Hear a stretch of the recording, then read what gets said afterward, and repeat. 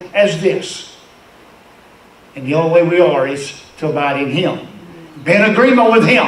Walk in His Word. That's one of the Beatitudes. Psalms 1 verse 1. Let me give you another one. Psalms 2 verses 12 says this. Those that put their trust in God, they are blessed. Blessed is the man that puts his trust in God. The word trust is an Old Testament word. In the New Testament, we use the word faith much more. But they coincide together. They coincide together. Number 3, Psalms 32 verses 1. Those that are blessed will have their sins forgiven, and to whom no sin is imputed. It's a wonderful thing to know that you and I can stand before God, and God does not look at us with scorn and with distaste. And He can say to you and I see the blood of my Son Jesus. Welcome. You are blessed. Number 4, Psalms 40 verse 4. You are blessed and happy if you do not turn aside. Stay in the way. And sometimes when you talk about staying in the way and don't fall short, don't do this, people start thinking, well, you're talking about works for your salvation. No, I'm talking about happiness this morning. Do you realize that you can still be going to heaven and be out of the will of God? There's a place that you can be out of the will of God. Now, that will be between you and God, but in that unhappy place, or in that place that you're separated, that you're in error, maybe that's the word. There'll be a lack of happiness in your life. There'll be a sense of confusion in your life. Number 5, Psalms 41 verse 1. You're happy if you consider the poor. Happy is the man that considers the poor.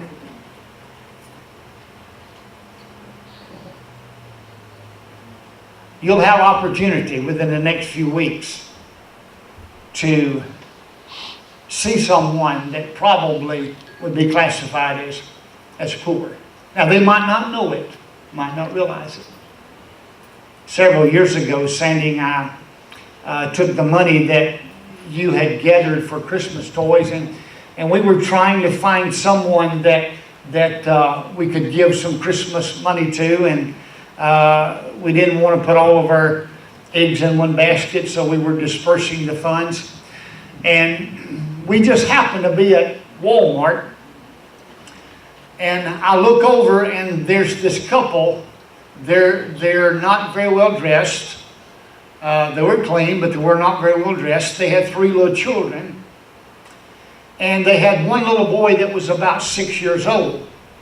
And I was watching him as another little boy approached that was much better dressed, and he had one of these gadgets that turn all different kinds. They're people, but then they turn all different kinds of things. What are those called? Hudson's got a transformer.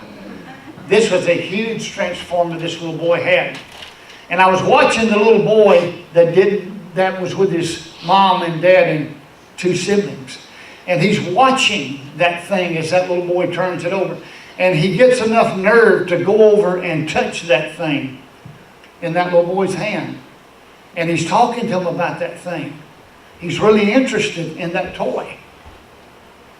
I started crying because I knew that that little boy probably wasn't going to get a transformer like that for Christmas, because Mom and Dad looked as though they could not afford that. I told Sandra, I said, come here and look. And I'm crying. And she pointed and she said, that's a family that we can give to. We didn't even know that family, but you gave to that family. There are times that when we can reach out and we see people that we know are desperately in need, give them a hand. Blessed is the man that considers the poor. Blessed is the man. Tommy and Lisa, and I don't know who all with you, all the kids went up to Cedartown and did some stuff on Thanksgiving Day at a home there. Considering people that are less fortunate than we are. I'm teaching you how to live and find a place of happiness in your life. The more you and I can give out of ourselves, the happier we will be. We have a tendency to think the more we can get, the happier we'll be. That's not the case. The Bible doesn't even teach that. Blessed is the man that will consider the poor. Let me go on. John 15:6 says, blessed is the man that is chosen of God. Chosen of God. Number 7, Psalms 84:5. Blessed is the man that has strength in God. That has strength in God. Number 8, Psalms 89:15. Blessed is the man that knows the joyful sound. Blessed is the man that knows a joyful sound.